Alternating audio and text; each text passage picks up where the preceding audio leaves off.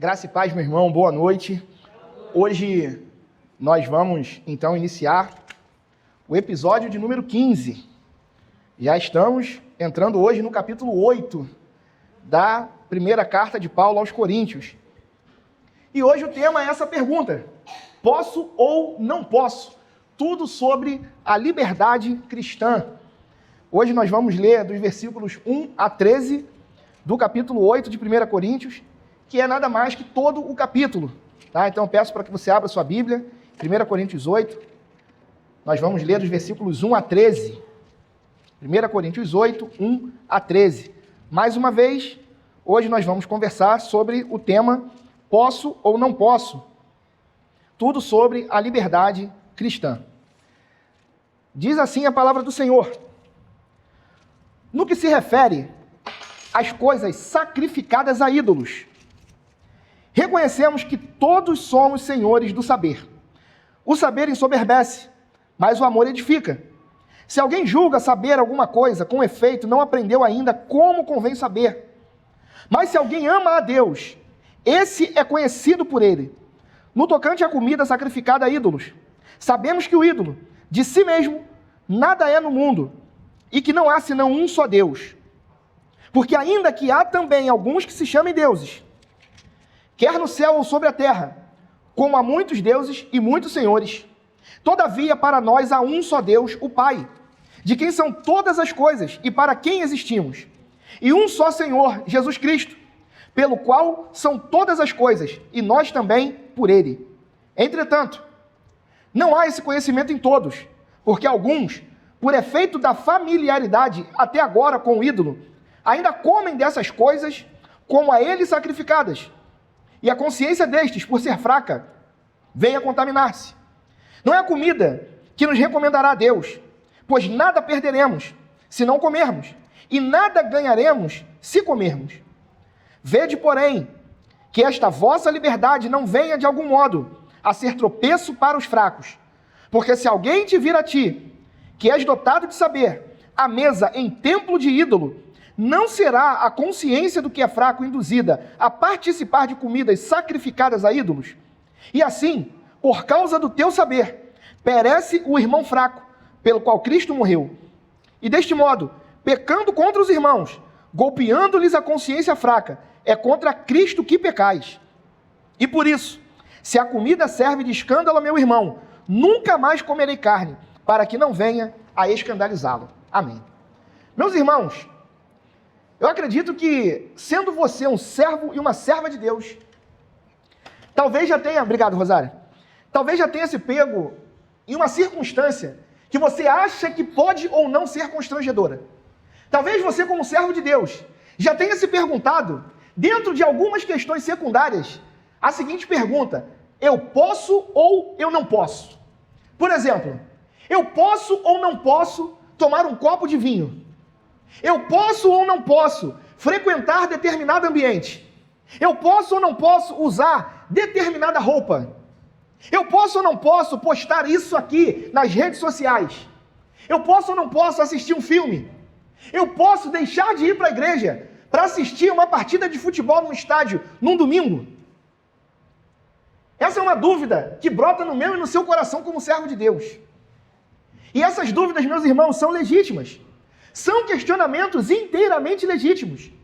Todo crente maduro precisa fazer para si certas perguntas. Só que o que nós acabamos de ler aqui, meus irmãos, é que o apóstolo Paulo está dando para a gente não um questionamento se a gente pode ou não pode. É algo mais profundo. É algo que exige de mim e de você maior exigência. Mas, ao mesmo tempo, é algo que é também libertador. Então eu quero expor aqui, de uma forma muito breve, o que Paulo tem a nos ensinar com esse capítulo. Mas, à guisa de introdução, é importante entender que Paulo aqui está falando para dois grupos específicos, que, para novidade de 0 pessoas, estava dividindo mais uma vez a igreja de Corinto. 2 grupos diante dessa circunstância. Primeiro, o grupo dos fortes. Quem eram os fortes? Os fortes eram aqueles que eram teologicamente maduros. Eram aqueles que diziam que ídolo nenhum é nada no mundo. Que eles podiam comer de tudo, sem problema nenhum. Só que aí tem um segundo grupo, que é o grupo dos fracos. E quem eram os fracos aqui nesse contexto? Os fracos eram os novos convertidos. Eram aqueles crentes que ainda não tinham amadurecido. E vocês lembram muito bem que existe um momento no contexto daquela igreja que Paulo diz que os crentes ainda estavam no leite e não conseguiam avançar para o alimento sólido.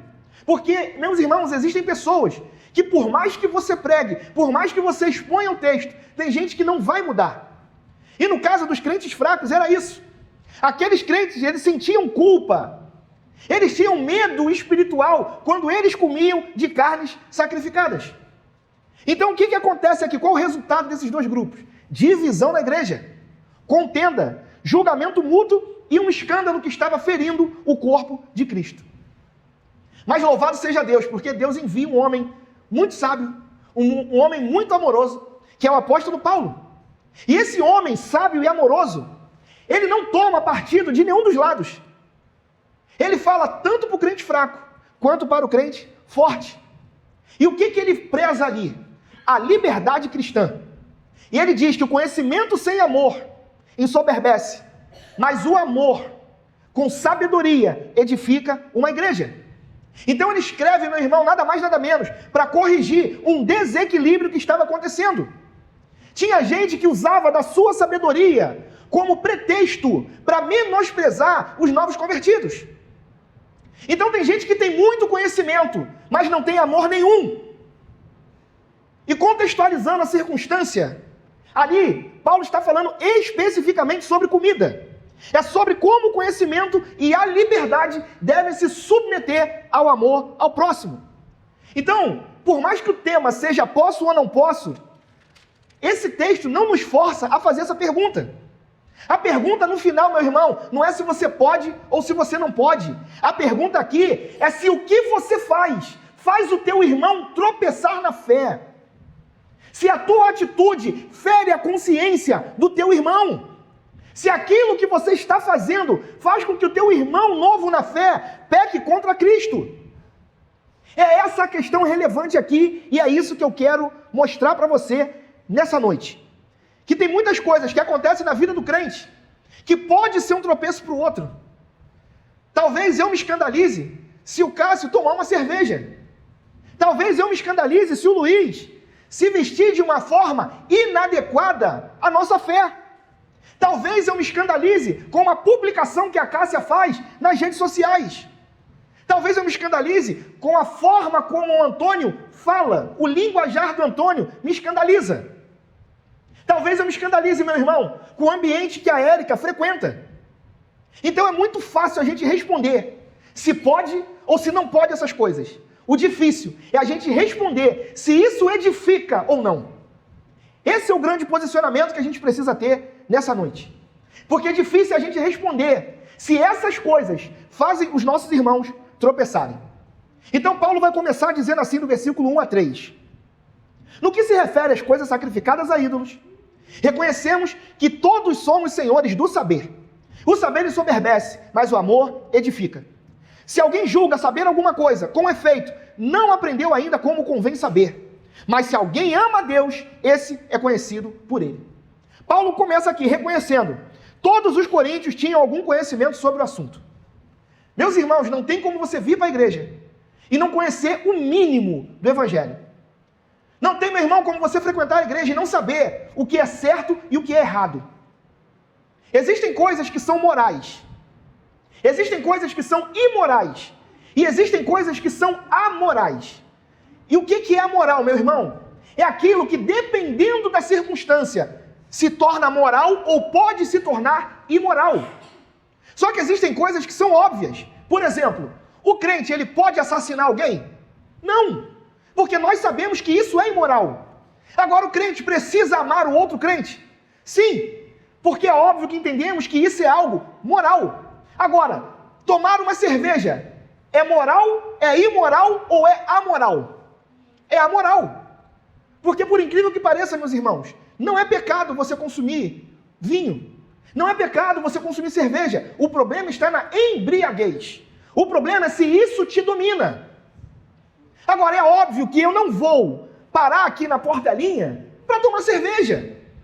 Mas se você estiver jantando no seu lar, comendo aquela macarronada e quiser tomar um copo de vinho, isso não vai escandalizar ninguém, meu irmão. Isso é liberdade cristã. Isso é maturidade. Então se torna imoral se eu parar no botequim. Mas é moral se eu não me embriagar e fazer isso dentro da minha casa. Então entendam, tem coisas que são morais, tem coisas que são imorais e tem coisas que são amorais. E nesse contexto aqui de comida, a igreja inteira de Corinto sabia que um ídolo não era nada. Porém, Paulo coloca lá o dedo na ferida e fala, olha, o conhecimento por si só incha. Não adianta vocês terem conhecimento se esse conhecimento está produzindo arrogância em vocês. Porque a arrogância, meu irmão, não edifica uma igreja. O que edifica uma igreja é o amor ao próximo. O problema, meu irmão, não era o conhecimento em si. O problema é que o conhecimento estava divorciado do amor. E aí Paulo disse, alguém acha que sabe alguma coisa, ainda não sabe como deveria saber. O que ele está querendo dizer aqui? Conhecimento, meu irmão, não é só informação para você guardar na cabeça, não. É conhecimento que nasce do relacionamento com Deus, mas que se expressa no teu bom relacionamento com o teu irmão. Quando o saber teológico nos torna mais críticos, mais duros, mais impacientes com o irmão, significa que a gente não está crescendo. Isso, meu irmão, é deixar de ser dom de Deus e virar instrumento de destruição dentro de uma igreja. É a gente entender, meu querido, que a soberba intelectual nos afasta do conhecimento íntimo de Deus. Tem gente que usa da sua inteligência para diminuir os outros. Tem gente que usa da sua capacidade intelectual, meu irmão, não para edificar, mas para destruir a vida do outro. Para chamar o outro de burro. Para falar que o irmão está há muito tempo na igreja e não aprendeu nada ainda. Compartilha, meu irmão, a tua sabedoria com amor. Senão, meu irmão, a arrogância só vai destruir a comunhão. A tua sabedoria não é para você se colocar acima do teu irmão que tem dúvida não, meu irmão.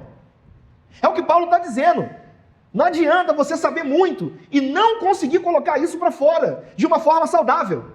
Para você ter uma ideia, aqui no grego, o original está falando que essa sabedoria é como se fosse um balão. O que é um balão? É um instrumento que está cheio de vento. Como é que a gente acaba então com essa arrogância que está dentro desse balão? É só espetar. Então para e pensa, meu irmão. Tem situações que não vai valer a pena. Você não está aqui na igreja para arrotar conhecimento. Você não está aqui na igreja, meu irmão, para esbanjar intelectualidade. O teu propósito aqui na igreja é edificar o teu irmão. É entender que por mais que você tenha intelecto, isso não te faz melhor que ele. Nós precisamos entender isso. Não é porque você tem muita teologia, não é porque você tem muitos livros, não é porque você frequenta um seminário, que isso te faz melhor do que o outro. Mas se isso não estiver te tornando mais amoroso, se a tua intelectualidade não está te deixando mais paciente, se o teu intelecto não está te deixando mais cuidadoso com teus irmãos, ou com aqueles que são mais fracos na fé, o teu conhecimento está doente. O teu conhecimento não está edificando nada. E meu irmão, conhecimento que não edifica, não vem do Espírito de Deus. Conhecimento que não edifica a igreja. É um conhecimento vão, que não produz frutos, que não glorifica a Deus. E agora Paulo vai falar dos versículos 4 a 6 o seguinte: no tocante à comida sacrificada a ídolos, sabemos que o ídolo de si mesmo nada é no mundo e que não há senão um só Deus. Versículo 5. Porque ainda que também alguns se chamem deuses, quer no céu ou sobre a terra, como há muitos deuses e muitos senhores, todavia para nós há um só Deus, o Pai, de quem são todas as coisas e para quem existimos, e um só Senhor, Jesus Cristo, pelo qual são todas as coisas e nós também por Ele. Meus irmãos, aqui está a base teológica da liberdade cristã. Porque Paulo está afirmando com clareza, os ídolos não são nada. O que ele está dizendo aqui é que não tem ídolo, meu irmão, no mundo que seja real. E no contexto de Corinto, além da deusa Afrodite, as cidades eram possuídas de vários deuses e senhores. Mas Paulo está dizendo aqui, todos eles não têm poder, não têm divindade, porque há um só Deus, o Pai de quem tudo procede.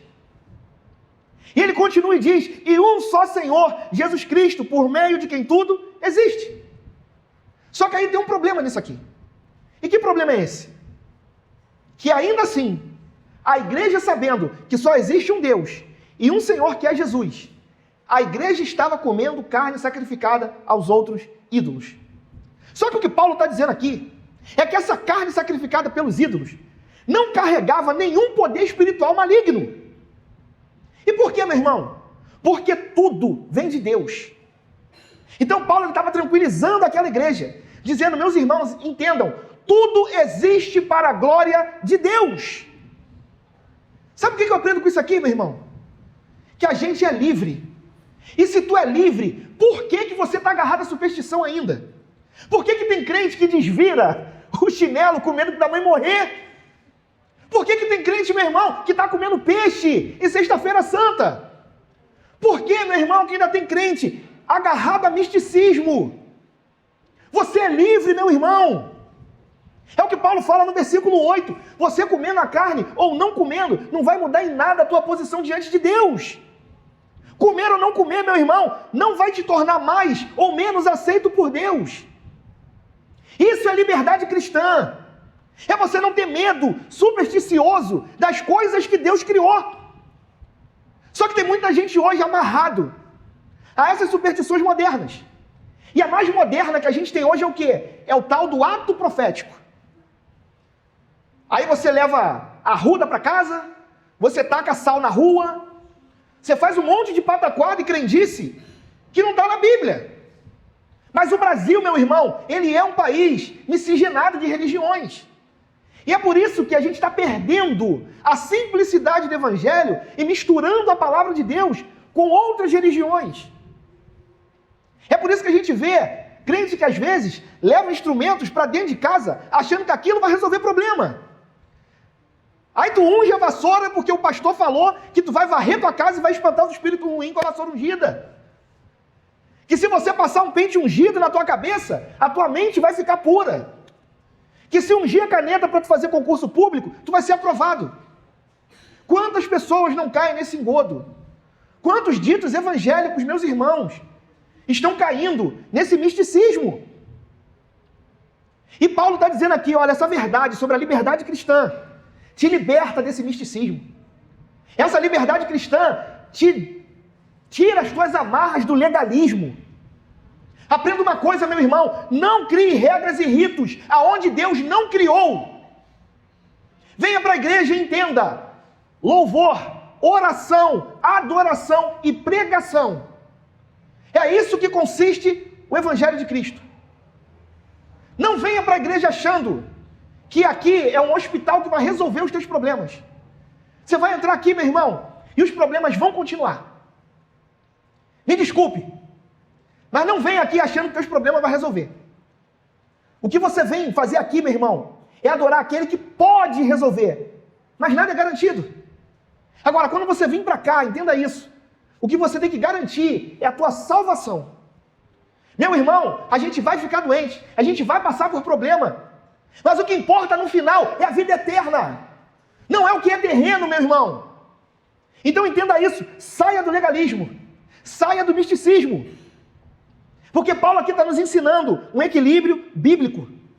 E que equilíbrio é esse? Verdade teológica correta precisa produzir liberdade responsável.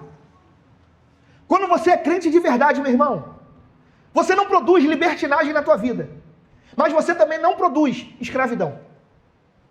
Aí Paulo avança mais um pouco. E nos versículos 7 e 8 ele fala assim: entretanto, não há esse conhecimento em todos, porque alguns, por efeito da familiaridade até agora com o ídolo, ainda comem dessas coisas como a ele sacrificadas. E a consciência destes, por ser fraca, vem a contaminar-se. Não é a comida que nos recomendará a Deus, pois nada perderemos se não comermos e nada ganharemos se comermos. Esse aqui é o trecho mais pastoral desse capítulo aqui. Porque Paulo aqui está introduzindo o conceito do que é uma consciência fraca. Preste atenção, meu irmão. Porque aqui não é consciência sensível, no sentido positivo, mas é uma consciência hipersensível. É aquela consciência imatura, meu irmão, que se sente culpada por coisas que muitas das vezes nem pecado é. Sabe aquela pessoa que tudo é pecado? Sabe aquela pessoa que tudo é coisa do demônio? Que se você está vindo para a igreja e o pneu fura, é obra do cão. Mas tu olha o pneu do sujeito, parece uma boia de praia. Que ele não troca, o pneu está careca, mas se furou, é obra do inimigo. É gente que demoniza tudo, meu irmão. E não é por aí não, meu irmão. Tem coisa que acontece que não é o diabo não, é a nossa falta de caráter muitas vezes. É porque a gente é fraco, meu irmão. É porque a gente é pecador. E naquele contexto ali, tinham crentes fracos que tinham a consciência ainda acostumada aos ídolos. Então, quando eles comiam aquela carne, eles tinham medo de que eles estavam fazendo algo errado. Só que aí Paulo vem e mostra, olha, vocês estão agindo contra a própria convicção de vocês. O que é isso, meu irmão? É porque esses irmãos, em grande parte, eram novos convertidos. Em grande parte, meus irmãos, esses eram aqueles crentes que já tinham tempo de conversão, mas não tinham amadurecido espiritualmente. Mas o que eu acho lindo aqui é que Paulo em nenhum momento está desprezando esses irmãos, mas ele está tratando disso com extremo cuidado e muito amor. Aí você olha no versículo 8 que ele reforça. A comida em si, igreja, não tem poder espiritual para nos aproximar ou nos afastar de Deus. O que é mais importante aqui? O amor ao próximo. O mais importante aqui é o que está no teu coração. Então percebam, a questão não é apenas o que é certo ou errado, mas é o que a ação significa para a consciência do outro. É quando você, meu irmão, busca ou forçar ou encorajar alguém a agir contra a sua convicção. E isso é extremamente prejudicial, meu irmão. Eu não sei se você parou para analisar, de repente você já passou por isso na vida, ou já viu isso. Mas tem gente que quer corrigir o irmão fraco, pressionando ele a fazer o que você faz. E às vezes o que a gente faz escandaliza o outro. E é isso que a gente vive hoje dentro das igrejas. Já parou para pensar que tem muita gente que acha que ser cristão é simplesmente você ser igual ao outro? Tem gente que entra aqui não para buscar intimidade com Deus, mas para olhar quem está dentro da igreja, procurar alguém para ser referência e fazer tudo o que ela faz. Aí tu para pensar, se essa pessoa é um falso crente, e você pensa que ser cristão é ser igual a ela, nós teremos 2 falsos crentes. Então guarda isso no teu coração, meu irmão. Não se compara com teu irmão, não. Se compara com a Bíblia.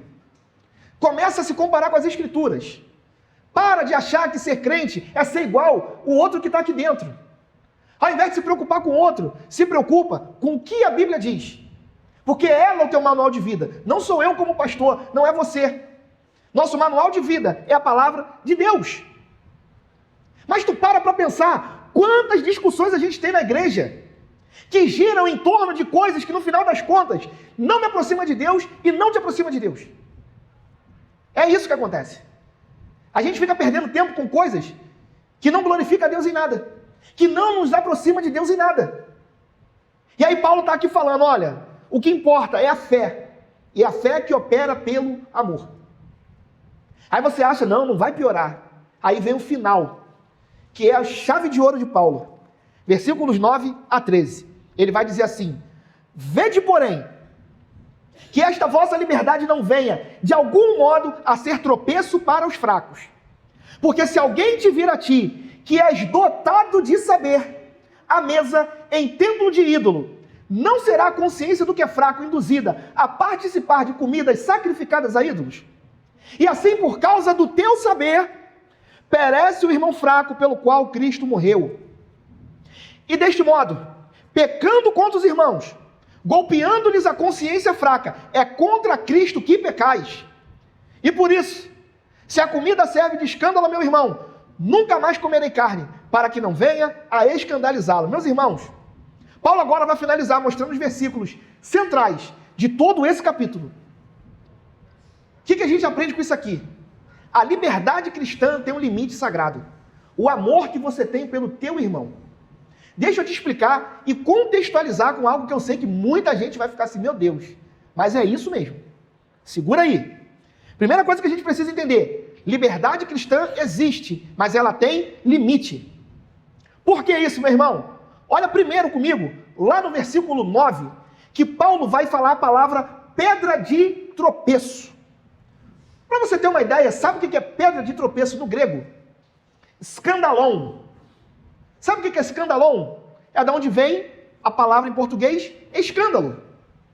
Então o que ele está dizendo ali, meu irmão, é que a nossa liberdade não é um direito absoluto, mas é um dom que nós precisamos administrar com responsabilidade. Não é porque você é livre que você pode fazer o que você quiser.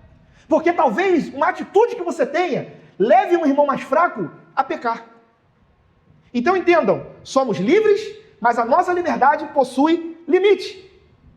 E eu queria que você entendesse, eu achei maravilhoso isso aqui, 3 aplicações práticas sobre a nossa responsabilidade no contexto da carne. Eu não vou pedir para eles colocarem hoje, mas a gente vai chegar lá, que é o capítulo 10, que vai nos mostrar em quais circunstâncias os crentes estavam se tornando fortes ou fracos por causa da alimentação que seria ou moral, ou amoral, ou imoral. Primeira circunstância, lá no versículo 10, Paulo vai nos mostrar que os crentes estavam comendo no templo dos ídolos. E aí, o que ele está dizendo ali? Que mesmo que você saiba que o ídolo não é nada, quando você se senta à mesa dentro de um templo pagão e come essa comida sacrificada de forma consciente, significa que você foi longe demais. O que Paulo está dizendo aqui é que isso pode induzir o irmão fraco a participar de algo que ele entendia como idolatria, mas porque ele vê em você um crente forte, ele vai pecar junto com você. Aí, meu querido, a gente precisa entender que, biblicamente, e a gente vai ver isso no capítulo 10, de versículo 19 a 22, que por trás de todo ídolo existe um demônio. Não sou eu que digo, é a Bíblia que diz. Então a liberdade aqui estava se tornando abuso e tropeço. Segunda circunstância, no capítulo 10, no versículo 25, Paulo vai nos mostrar que essa carne também era comprada no mercado. Então o que você tem que fazer? Vai comprar tua carne e comer essa carne sem ficar fazendo pergunta. Tu não vai chegar na Dona Consola ali no Frango Gláucia e perguntar se o boi é sacrificado, se o porco é sacrificado, se a galinha veio do terreiro. Não, meu irmão. Você não vai ficar preocupado com isso. O que Paulo está dizendo aqui é que a carne era amoral. Você não precisava ficar neurótico, investigando tudo antes de comer. E por último, no capítulo 10, versículo 27 a 28, Paulo fala sobre comer na casa de um amigo pagão. E aí ele vai ensinar o seguinte: se você vai na casa de alguém que não é crente, pode aceitar o convite, pode comer de tudo. Porém, se o anfitrião da casa fala, olha, essa comida aqui é sacrificada aos ídolos, então você não pode comer. Conseguiram compreender por que existem coisas que são morais, amorais e imorais? Porque tudo vai depender da circunstância. Se eu for comer na casa de um amigo e eu sei que ele é de outra religião, eu não vou ficar perguntando. Mas se ele falar para mim que é algo sacrificado, que foi oferecido, eu não posso comer. Então entenda, meu irmão, o ato que era amoral, nesse caso, se torna imoral. Por quê? Porque existe o conhecimento. Você sabe que aquilo foi sacrificado. Então, quando você sabe que é sacrificado, você come. Você corre o risco de trazer escândalo. Ou até, vou um pouquinho mais, você está sendo conivente com a idolatria. E aí entra um ponto que eu sei que todo mundo vai se chocar, mas eu tenho que falar. Quantos evangélicos hoje apenas mudaram o nome, mas participam de festa junina, de festas julinas? A gente sabe que junho e julho são os meses onde se comemora Santo Antônio, São João, São Pedro, ídolos. Ah, pastor, mas a gente faz a festa da roça. Mas a gente está imitando uma festa pagã. Ah, pastor, mas eu gosto de canjica. Eu não estou problematizando a tua comida não, meu irmão. Eu me amarro em canjica. Eu como milho como se não houvesse amanhã. Mas uma coisa é eu preparar o meu alimento dentro da minha casa e comer. Uma coisa é eu preparar esse alimento junto com os meus irmãos e comer. Outra coisa totalmente diferente é eu fazer isso, me caracterizar dentro de uma festa pagã, dançar como um pagão e comer. Então não tem problema nenhum você comer sua canjica. Não tem problema nenhum, meu irmão, você comer seu pé de moleque, amendoim, paçoca, sim, top. Agora, quando você se caracteriza imitando uma festa pagã, você tem plena consciência de que é uma adoração a ídolos. Ah, mas a gente bota festa country. Ah, a gente bota festa da roça. É aquele maldito rótulo gospel, onde o que é gospel não é mais pecado. Então, entendam isso. O problema não é a comida. O problema, nesse caso, é a caracterização. E eu sei que muita gente gosta disso, mas tenham essa consciência. Porque o que Paulo está dizendo ali é o seguinte, olha comigo o versículo 10. Porque se alguém te vir a ti que és dotado de saber à mesa, em templo de ídolo, não será a consciência do que é fraco induzida a participar de comidas sacrificadas aos ídolos? O que está dizendo? Que se eu, como pastor, chego aqui, vestido de caipira, e falo, gente, vamos fazer a festa da roça. Eu sei que é pecado, eu sei que é errado, mas os crentes mais fracos vão ser induzidos a imitar essa festa pagã por causa dos crentes fortes. É o que ele está dizendo ali, meu irmão. Nós somos dotados de saber, a gente sabe que é errado, e não obstante saber, a gente faz. Só que a gente agora bota o nome gospel. Quando bota gospel, não é mais pecado. Aí você tem micareta gospel, você tem gospel night, é baile gospel, sexy shop gospel, é tudo gospel, então é de Deus. É assim que a gente está mundanizando a igreja. E nesse caso aqui não tem desculpa, meu irmão. Ou a gente come e está tudo bem, ou a gente chega no limite de continuar imitando festas pagãs. Você acha que se você for lá na festa deles, sabendo que aquilo ali é para o ídolo, você está certo em comer nesse ambiente? Entende como a tua liberdade pode ferir o crente mais fraco? Já parou para pensar nisso, meu irmão? Porque é isso que Paulo está dizendo aqui. A gente sabe que essas festas são dedicadas aos ídolos. E quando a gente compactua com essa festa, a gente está pecando. A gente não é inocente, meu irmão. A gente sabe que isso não está certo. Sabe por quê? Porque quando você olha o versículo 11 e 12, mais uma vez, Paulo vai deixar claro, e assim, por causa do teu saber, perece o irmão fraco, pelo qual Cristo morreu. E deste modo, pecando contra os irmãos, golpeando-lhes a consciência fraca, é contra Cristo que pecais. Sabe o que Paulo está falando aqui? Que o fraco na fé, ele perece porque eu e você pecamos de forma consciente. A gente sabe que é errado, mas a gente faz. A gente sabe que é pecado, mas a gente não está preocupado com isso. Vai trazer lucro. Festa country, festa da roça. Vamos ganhar muito dinheiro. O que importa se a gente está imitando festa pagã? O que importa é a grana que vai entrar. Já parou para pensar, meu irmão? E eu sei que muitas vezes as pessoas olham e falam, caraca, que pastor chato.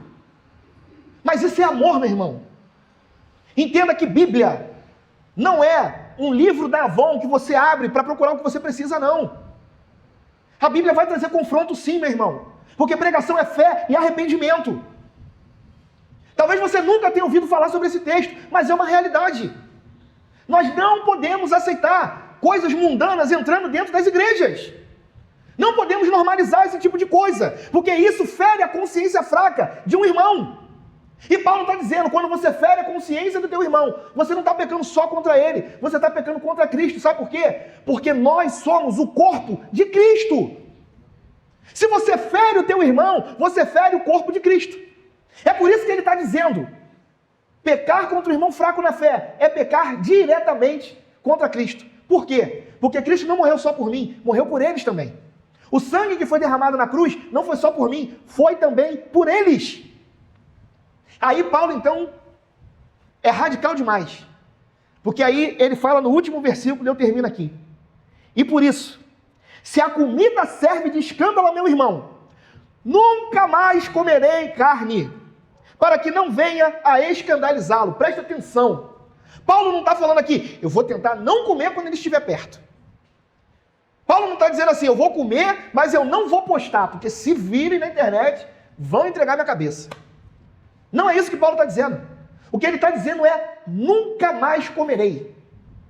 Sabe o que eu aprendo com isso aqui, meu irmão? Muitas vezes, por amor ao meu irmão, eu preciso abrir mão daquilo que eu gosto. Já parou para pensar nisso? pelo bem do outro, se for necessário, renuncie a algo perfeitamente lícito. Às vezes nem pecado é, mas se escandaliza teu irmão, para de fazer. É isso que Paulo está dizendo aqui, meu irmão. O nome disso não é legalismo, é amor saudável. É você entender, meu querido, que liberdade cristã existe não só para você servir, mas para você amar. Só que tem gente que faz da liberdade cristã uma afirmação. Eu sou crente, eu sou livre, eu posso fazer isso. Mas se escandaliza teu irmão, para de fazer. Eu gosto de tomar um vinhozinho, mas escandaliza teu irmão, não bebe mais. Eu gosto de ir no show do Roupa Nova. Não vai. Se vai escandalizar teu irmão em Cristo, não vai mais não. Eu gosto do show do Djavan. Não vai não, meu irmão. Porque eu sei que isso é um problema. Música secular para alguns cristãos é um problema. É um problema. É um problema que criaram, porque não tem problema. Se você analisar, e a gente pode trazer uma aula sobre isso, tem muitas coisas que a gente acha que é pecado e não é. Óbvio, irmãos, eu não estou falando aqui de funk. Pelo amor de Deus, não é isso. Mas tem teor musical que não é esse monstro todo que pintam. Assistir certos filmes, as pessoas se escandalizam. Se você for ver um filme de exorcista, que vai abrir um portal espiritual na tua casa. Toma vergonha, meu irmão. Você é livre em Cristo. Você é salvo. Que eu não posso assistir filme de terror porque abre portal. O que abre portal ao filme é o pecado que você pratica. O que abre brecha para o inimigo é aquilo que você está consumindo, um filme, uma arte, ou é o teu pecado oculto? A gente tem que ter maturidade, meu irmão.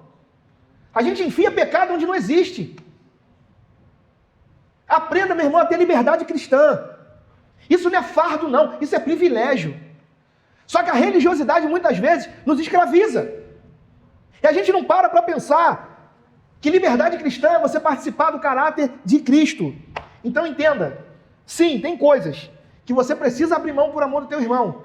Mas entenda a tua responsabilidade como servo de Deus. Deus te abençoe, meu irmão. Que você possa guardar essa palavra no teu coração.